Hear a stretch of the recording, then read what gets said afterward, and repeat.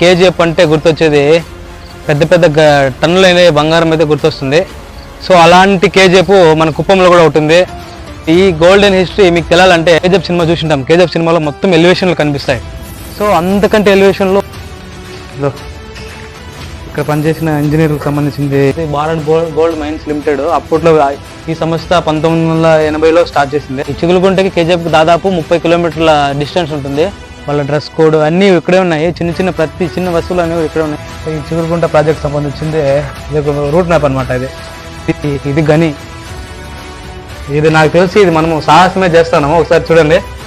గనులు ఓపెన్ చేసినప్పుడు చుట్టుపక్కల ప్రాంతాలలో ఈ సంగంపల్లి పంచాయతీకి సంబంధించింది కానీ కోయనకుతుకు సంబంధించిన దాదాపు ఒక 50 మంది 60 మంది కూడా వర్క్ చేశారు. ఇవన్నీ టైమ్ ఆఫీస్ అనమాట. ఇది ఇప్పుడు నోటీస్ బోర్డు ఎంప్లాయీకి సంబంధించిన మొత్తం ఈ గోల్డ్ ఫీల్డ్ లో పనిచేసే వాళ్ళందరికీ క్యాంటీన్ అనమాట. సార్ క్యాంటీన్ చూస్తాం రండి. ఏమైనా ఇష్యూ ఏమైనా జరిగితే